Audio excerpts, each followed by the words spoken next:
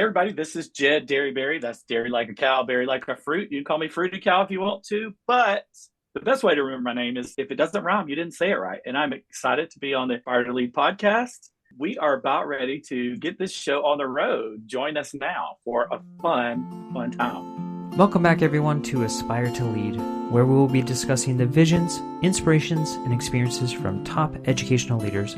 My name is Joshua Stamper, and you can connect with me on Twitter or on Instagram at Joshua_Stamper. Aspire leaders, I am so ecstatic about this conversation because I have met this phenomenal educator multiple times in person, and I've seen his magic as he is presented at conferences. He's an author, just a phenomenal teacher, and I am so excited for this conversation. Jed, thank you so much for being on the Aspire to Lead podcast. Hey man, thanks for having me. I'm thrilled to be here, and I'm equally fangirling that I'm on your show. So thanks for having me.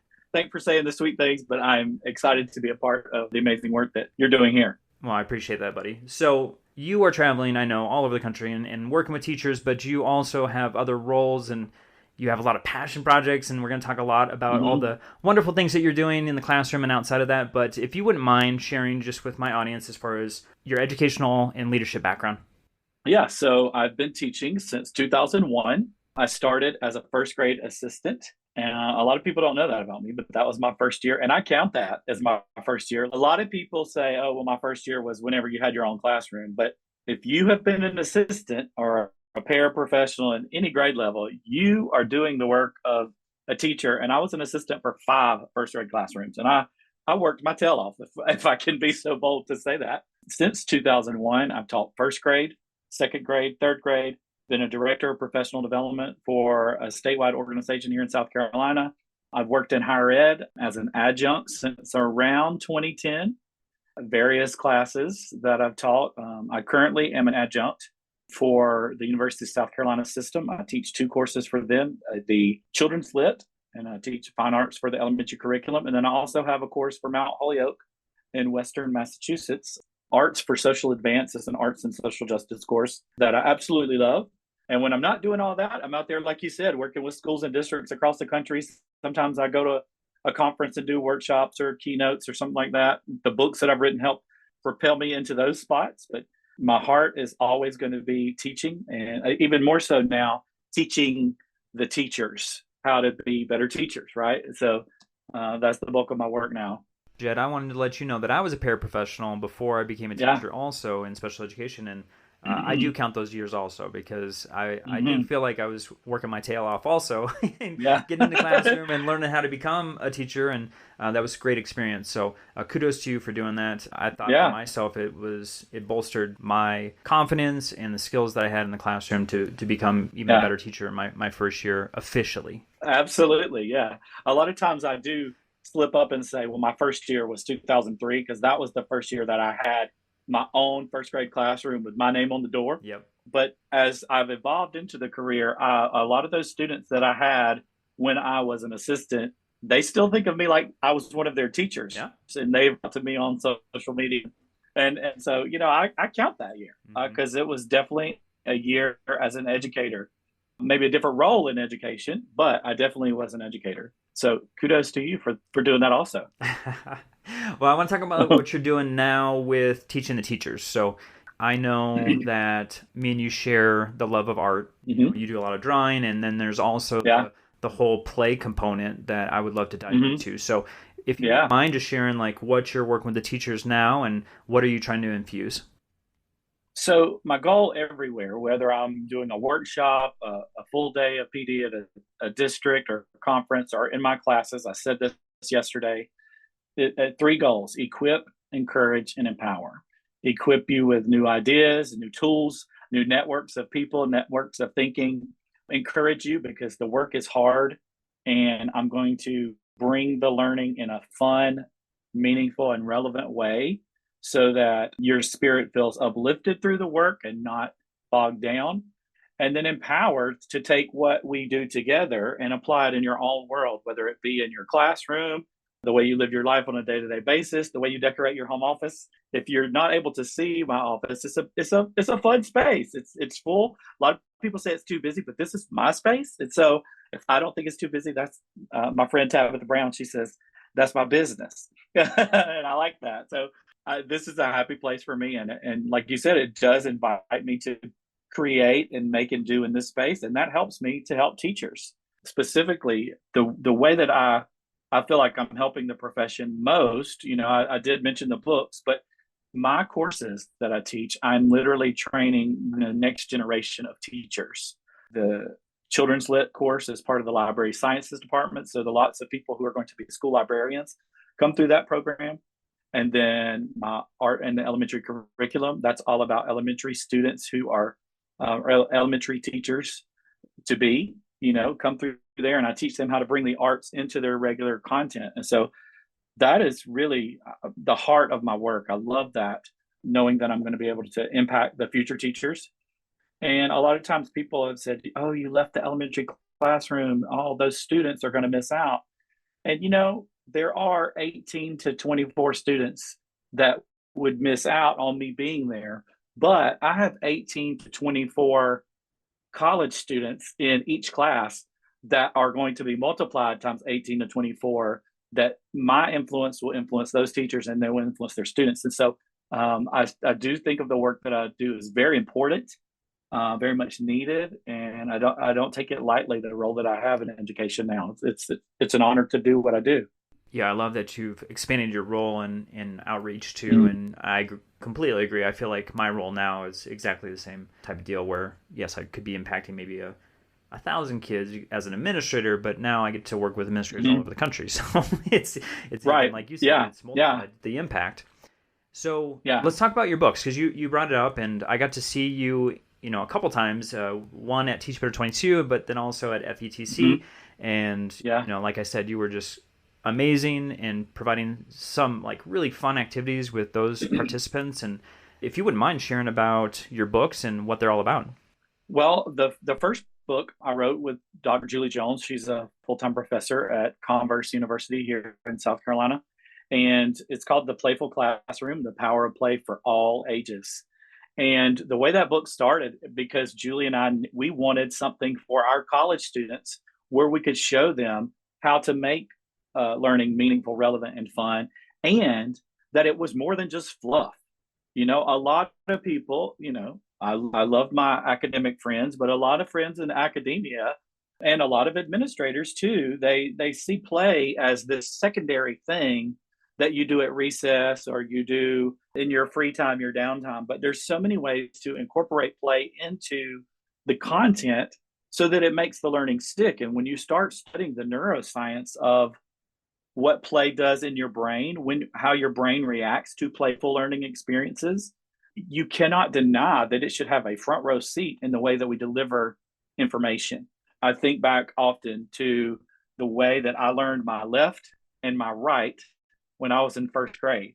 My PE teacher, Sarah Alston, who is still teaching, she's in year like 53 of teaching. I can't believe she's still teaching.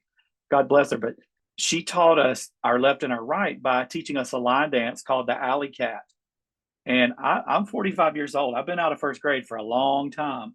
But in my mind, I can see little 6-year-old me on the stage in that cafeteria where we had PE, learning that song. And I still think about my left and my right because of that song, because play made that learning stick. Fast forward to chemistry in high school. There wasn't one bit of playfulness in that class that I had. I made 100A for my average for that semester, because I learned how to play the game of the test that I was given, but I didn't learn any information, right? I can't tell you anything. For decades, I still didn't know if it was the periodic chart or the periodic table. And even as I say it right now, I'm like, which one is it? Chart or table? Chart or table? And it matters to people who are in chemistry if you call it the right thing. But it makes me think, what if my chemistry teacher had made a little table and we acted it out, where we learned the elements and we were sitting at a table while we did it, then maybe I would have remembered it in a different way. Because really, our brains are wired to learn that way. There's a reason, that back even in the earliest human days, hieroglyphics were little doodles on a cave.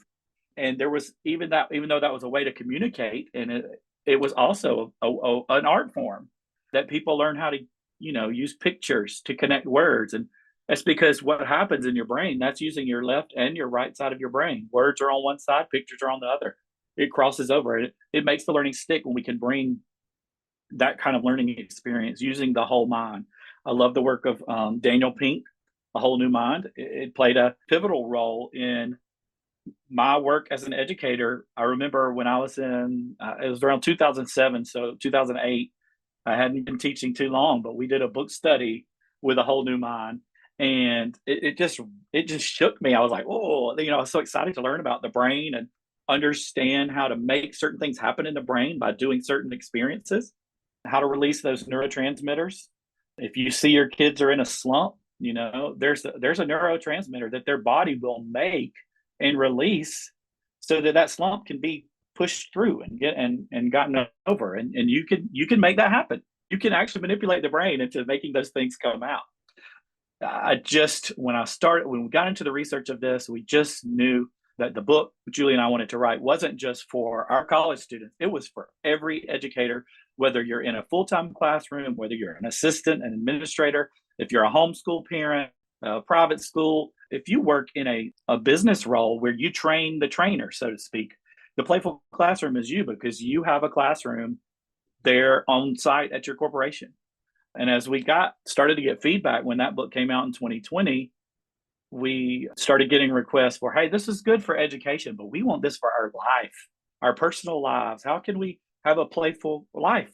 And so we wrote the book, The Playful Life, to follow up the Playful Classroom. And honestly, the two go hand in hand, because if you cultivate a playful life, it will spill over into your work, whether it be the classroom that you teach in at a school or at your corporation or wherever.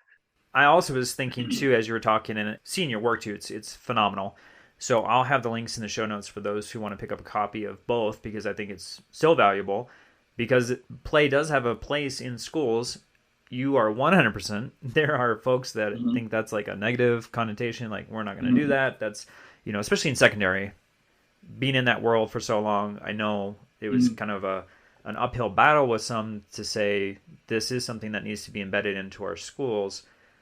And I'm also thinking that those who are probably in the school systems where the play is integrated, that they're probably going to have that skill later on in life. And so I want to talk about that. So for those who, are like, I want more play in my life, is there other aspects that it enhances? Maybe mental health, maybe healing over a difficult time? I'm just curious on like some of the research and things that you've... All of those. Okay, let's talk about that then. Play helps So we talk about two different things in both books: play as a behavior versus play as a mindset, or in correspondence to, not versus, because they're not competing. Most people think of play as a behavior. I'm going to go out and build a sandcastle, or I'm going to paint a picture, or I'm going on a scavenger hunt. It's an act of play, right? A behavior. But the playful mindset is your approach to daily task. For example, when you're folding laundry, most people don't just enjoy folding the laundry. Most people put it in the basket and it sits there a day or two. You dump it on the bed and have good intentions, but then you go to bed that night and you put it back in the basket. You haven't done it. Okay, I feel attacked right now, Jed. I feel attacked. Look, it is humanity. It is across the board. There might be 1 out of 10,000 that likes to fold laundry. So it's a tedious task, right? It's a mundane, but it's got to be done. I like to make it a game to find like the most efficient way to match the socks, to the most efficient way to fold my shirt, or if I can find a little song to make a rhythm while I'm folding it. I'll tell you, recently I found, like, because of this playful mindset approach to my laundry, I had a life-changing event just 2 weeks ago while I was folding my laundry. I was matching all my running socks, and then I put those in the sock drawer with all of my other socks, right? And then I had my running shorts, and I was folding them and putting them in the little basket on the shelf where I keep my running shorts. And I was like, why am I putting my running socks in one spot and my running shorts in another? Why don't I take a pair of socks and put it in the pocket of each running short? That way, when I grab the shorts, I'm automatically grabbing the socks. I'm telling you, it has changed my whole life. In the morning, like, I don't have to dig through the drawer to see which ones are the running socks or the slip-ons or whatever, they're already in the pocket ready to go. And it's because of that playful mindset that I figured that out. when you ask the question about mental health, and I'll be honest with you, I go to therapy every other week. I had some pretty traumatic things that had happened to me as a kid. Having a playful mindset, a playful approach to life as an adult helps me not to let those traumatic events pull me down. And it's something that I've worked on in our therapy. There's a whole career of play therapists out there who are using play across the board. It's not just for kids, it's for all of us. Um, I wrote a book in between the Playful Classroom, the Playful Life. I wrote it with my friend Janet Taylor, Dr. Janet Taylor from Florida, and she's a psychiatrist there. And the book is called The Courageous Classroom, and its subtitle is Creating a Culture of Safety for Students to Learn and Thrive. And the heart of the book is we're talking about how trauma and fear have impacted students, but also how it's impacted teachers, both carrying the trauma of our students, but also carrying our own trauma that we're dealing with. And I will tell you, writing that book, it felt a lot like a therapy session since I was writing with, a therapist. But we talked about how trauma can be healed through the power of play. And, the brain has this unique special ability, neuroplasticity. People know that word. It's your brain's ability to rewire itself. And when you go through a traumatic event, your brain wires itself to react in a way that protects you from that future trauma.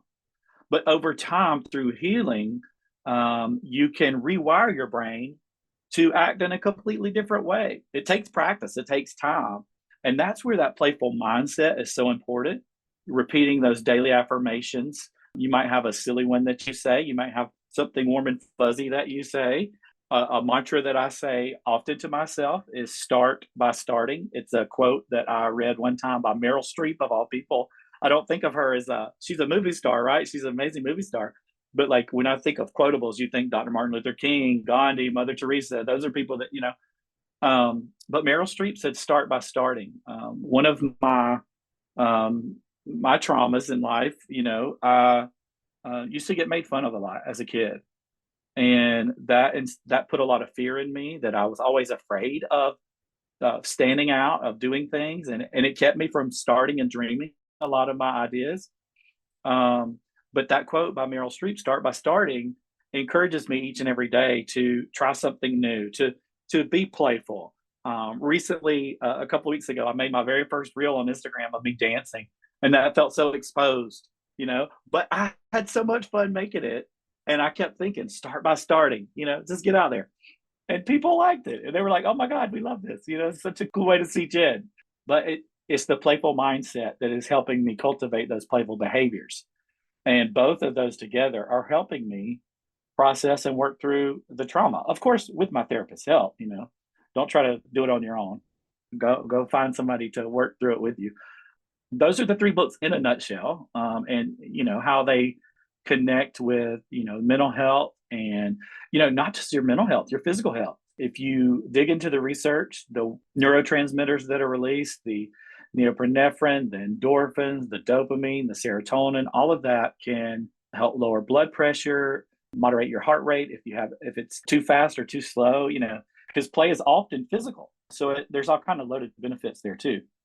Man, Jed, I just love what you're talking about. I think it's so relevant to what's going on right now and the science and the data that's coming out as far as what students are going through at home and how it's their behaviors changing at the school because of those experiences that they're going through. And a lot of folks just don't know how to work through that with the students. So I love the third book that you're talking about, and I of course I'll have that link for everyone too. I was thinking I don't have that book, so I need to go on Amazon today and pick that up, because that's extremely interesting. And I kind of geek out about the neuroscience and the connection between trauma and our students. This podcast is a proud member of the Teach Better Podcast Network. Better today, better tomorrow, and the podcast to get you there. You can find out more at teachbetter.com/podcasts.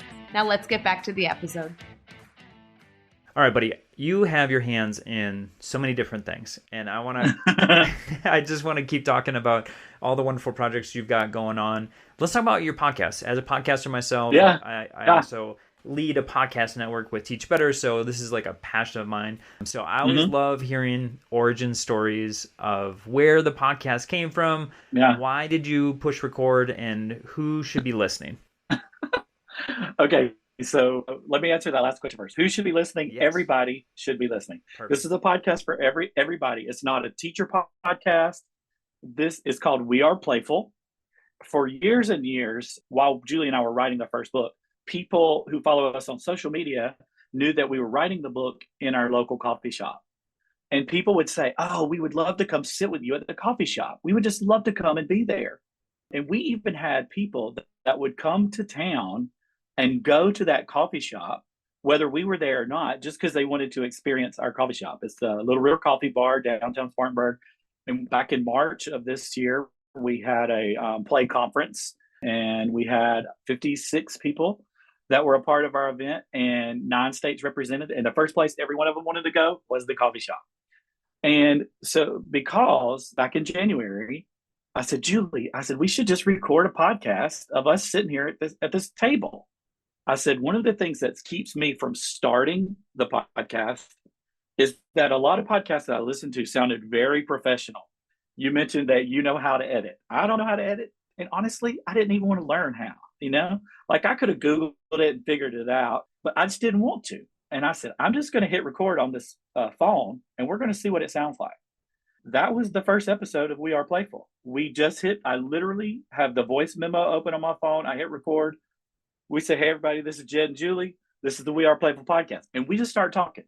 We don't have a script. We don't know what we're going to talk about. We don't know. I mean, it is a wild ride sometimes. We've talked about all kinds of different things. Some of the episodes have gotten a little heavy because we talk about current events sometimes in there. But it's basically 2 friends sitting at a coffee shop. We're not always at the same coffee shop. Sometimes we go to a different one.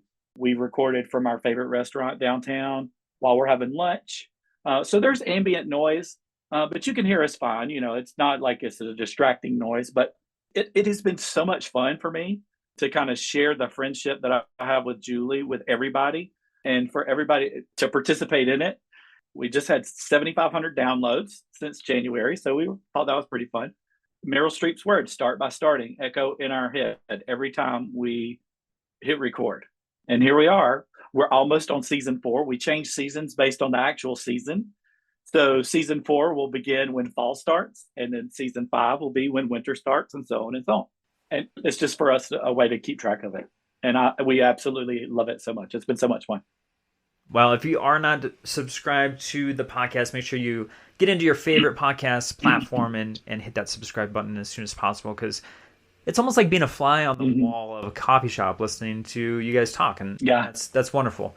I love that format. You had mentioned the Play Conference, and I want to learn a little bit more about that. Is that something that's reoccurring? Was this just a one-time event? What's going on?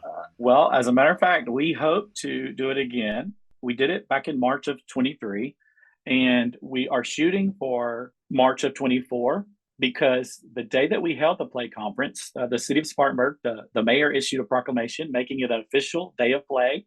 Our friend from City Council, Megan Smith, came and read the proclamation, and we got to feature our little downtown of Spartanburg. And we had events up and down the street throughout the day that made the day playful. The event space that we have it at can only hold 100 in auditorium style, and we wanted it to be playful, so we set up tables, and they can get about 65 in there if we do tables.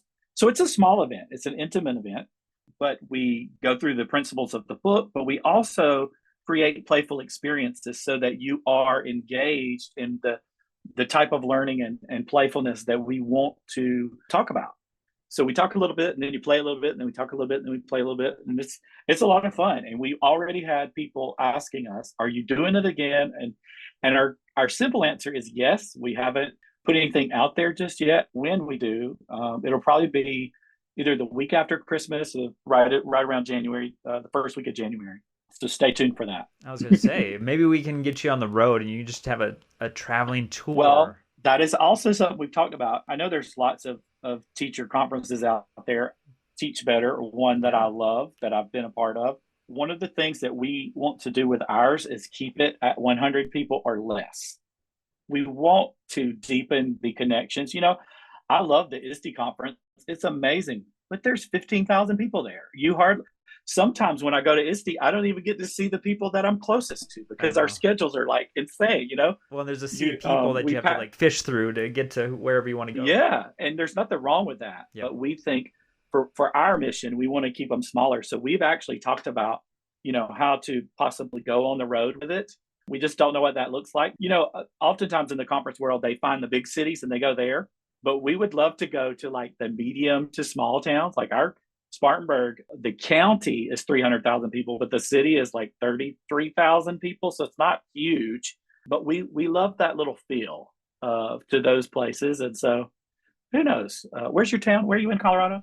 I'm in Colorado Springs, a little bit bigger than okay, 33,000. Yeah, it's a little bit bigger. It's a little but bit bigger. I would invite you in a second though, buddy, because you do phenomenal work, and I love the idea of like having an intimate space. I think that people connect so much easier in that setting too. So just a brilliant concept, and I don't know, my 2 cents. I would love for you to travel and get to speak to so many people. And you're right. I think a lot of conferences are giant and they're at these, big cities, but, having that small town feel and also the small. Well, if you have any list, the number one thing prohibiting us right now is just, we need some funding. Yeah. We need to be able to get to those places. And we're working on that. We're working on some partnerships that we think might help us make that happen. But, as an educator, you don't have a lot of cash on reserve for things like that. So we're trying to figure out paths. Because here's the thing too, we want it to be very affordable for the people who participate. Yep. Our event here in Spartanburg was only $100, and that covered everything except your lunch. But we were right downtown, so there was lunch everywhere. So it was just it was a great experience, and I appreciate that encouragement to start by looking into travel and how that might play out. Well, that's my goal in this conversation, is really just to inspire you to go even further than what you're doing. Inspire to lead. So, I want to inspire aspiring leaders with this question. So let's talk about things that they can do tomorrow or next week to enhance their leadership journey. You have had a lot of different roles in education that I know you've got, a lot to pull from. So if there's maybe one or two things they can do, what would you advise them? One thing, and it's going to follow up to the second thing: read, pick up books and read them. Read stories of other people, read fiction, read nonfiction, read memoirs, read what other people in your field are writing and talking about. Read just silly stuff that makes you happy and giggle. I was not a reader the first, 8 or 9 years of my professional journey as an educator. I won an award. I was the Spartanburg County Reading Teacher of the Year. And while I was getting the award, they asked me to share a little bit about what I was currently reading. And with egg on my face, thankfully, I was quick on my feet, like I am often. I said, you know me, I teach second grade. We read a lot of Berenstain Bears and Arthur and all those things. And everybody chuckled and we moved on. And then I went to my school librarian and I said, I don't know what you do with reluctant readers, but do it with me and wave your magic wand. And sure enough, Elizabeth Graham turned me into a reader, and I have not looked back. I consume books as fast as I can get through them. But that leads me to the second thing. One book, and I knew you were going to ask this question, is called Big Magic: Creative Living Beyond Fear. And it's written by Elizabeth Gilbert. She's the author of Eat, Pray, Love. A lot of people connect with that book or know that book. But Big Magic was a life-changing book for me, because it identified the number one reason why I don't start by starting, or I don't put myself out there more. It is because I'm afraid. And once you start working and nibbling away at that fear, it is amazing what will happen, what things will come your way, because people want authenticity. They want people who can put aside their fears and live unashamedly who they are. And Big Magic helped me to do that. So any leader out there has to be able to embrace creative living, because every person, regardless of where you're at, you're going to encounter a problem that you've never had to solve before. And you got to figure out in the moment how to solve it. And creative thinking, creative living is what's going to help you do that. And that's why I preach this book. I talk this book everywhere I go. one day I hope to meet Elizabeth Gilbert. Also, she should probably write me a commission check because I've probably sold 10,000 of these books. I love it. Yeah, but that's my advice. Read and then read that book specifically, and then get yourself going. Well, that's beautiful advice, and I want folks to connect with you as soon as possible, and especially if there's anyone out there that's listening that is a part of a company that wants to sponsor the Play Conference. So for those folks, yes, right? So for all those people listening that, I am hoping connect with you soon, very, very soon, how can they do that? Well, the number one way is obviously social media. It's at Mr. Dearybury. My name isn't phonetic, but if you Google Jed Dearybury and any format of Dearybury spelling, you'll probably find me because there's not but one of me that I know of. So social media, my website is mrdearybury.com. We also have a website for our books, weareplayful.com, and the podcast, We Are Playful. And once you get to my website, all my social media and stuff is there. So maybe that's a good starting place. Because then you can also see the workshops and things that I do around the country. And maybe invite me to your school or to your district or to your business. I also do trainings for people, for corporations that need a boost for their staff. Get in touch with me and let's make some fun happen. Well, I am so happy that I had this conversation with you. I appreciate your time so much. I love everything you're doing around the country. I know you're inspiring so many folks, and don't stop dancing, buddy. I love that you're getting out of your comfort zone and doing all these wonderful things on social media, the podcast, you're writing all these books. Yeah. You're just doing phenomenal work, and I just feel extremely blessed to know you and call you my friend. Yeah, same to you, man. Thanks for having me on, and hopefully our paths will cross in person again soon.